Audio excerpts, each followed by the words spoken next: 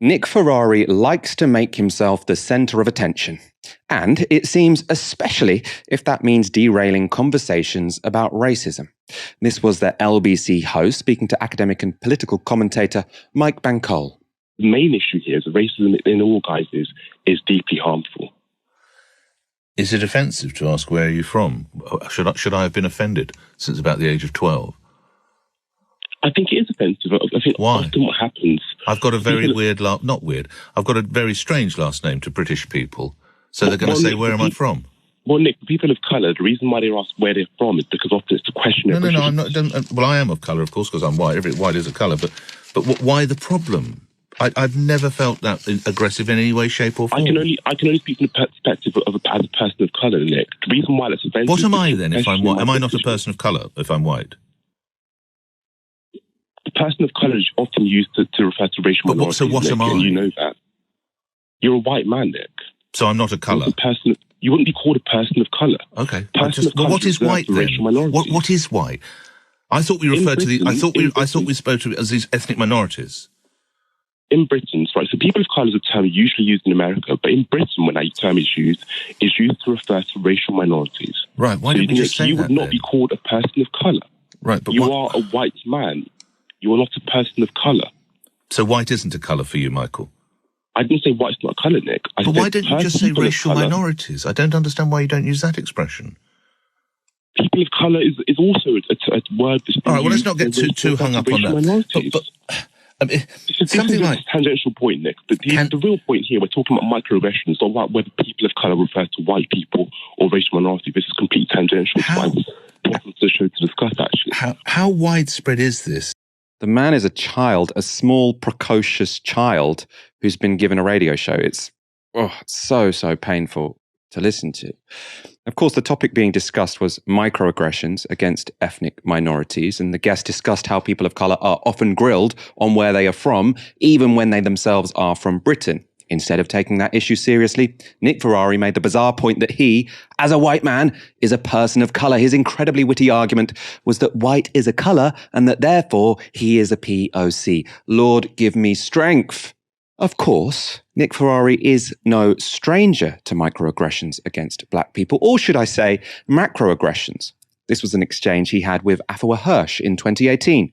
I really like you, but I wonder if I can remind you of some words you wrote concerning Britain. Please do. Britain. We have moved on from this era no more than the US from its slavery and segregationist past. The difference is that America is now in the midst of a frenzied debate on what to do about it, whereas Britain, in our inertia, arrogance and intellectual laziness, is not. I don't write that bad, do I? Well, you could have been a bit snappier, but I won't worry about subbing it. I'm delighted you. Why do you stay in this country? If you take such offence when you see Nelson's column, if you take such offence when you hear Winston Churchill's name, who I would argue, if in the unlikely event that anybody want to have a poll, I would say probably 80 to 90% of people would say that Winston Churchill did a good thing. I'm delighted that I see you at these Thursdays. I'm delighted you opt to stand. But if it offends you so much, how do you manage to stay here? I find that a really strange thing to say. So there's nothing in Britain that bothers you? Sure, but I don't want to pull it down. So why is leaving an option? But I don't want to pull it down. This is my country. And the reason that I raise this critique is not because I hate Britain, it's because I care about this country. That was Nick Ferrari telling a black British journalist that if she had complaints about Britain, she should leave. Dahlia, what do you make of Nick Ferrari saying he's a person of colour? I mean, why not at this point? Anything is true on LBC. It's literally a land of make-believe. So I've given up trying to make sense of it anymore.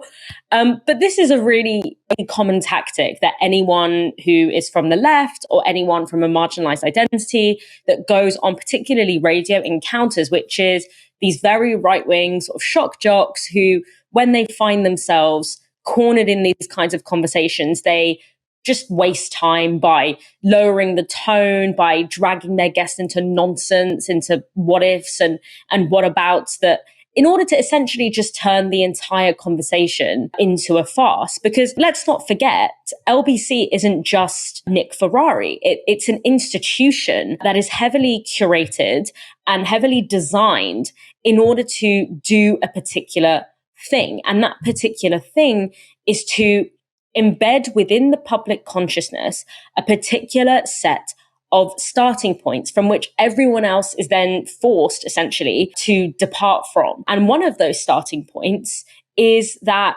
people of color, especially those who are vocal about capitalism or vocal about racism, they are there to be laughed at. Their struggle is there to be laughed at. It's there to be diminished and dismissed, to be turned into essentially entertainment rather than serious, historically and politically informed discussion. And just a sort of a few minute segments on a show where the narrative is entirely determined by people, and not just people in front of the microphone, but also producers and the people who kind of make the machine run from the background. It's people who have nothing but contempt for those issues and for those struggles. And we know that this is the institutional position, because when you look at the roster of presenters, past and present, you have Nick Ferrari, Majid Nawaz, Nigel Farage, Katie Hopkins, Andrew Pierce. These are all extremists, essentially, that have been actively legitimized by the likes of LBC. So we should really see this as an institutional problem rather than just a Nick Ferrari problem, although it very much is also a Nick Ferrari problem. And I say this as someone who has had some experience in mainstream media of a variety of different stripes.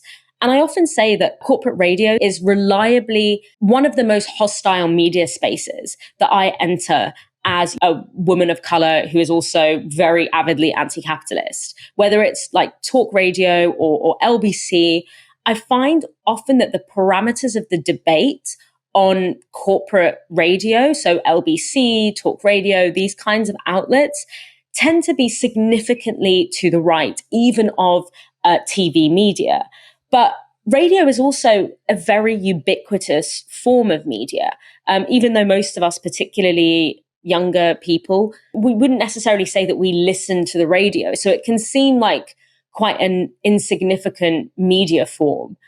But I do think that if you kind of like switch your antenna on when you're out in public space, you realize that radio actually forms the background noise to so many spaces that we find ourselves in. Like, think about the last time that you were in an Uber, or the last time that you were at the nail salon, or like a hairdresser, or or even like a coffee shop or something.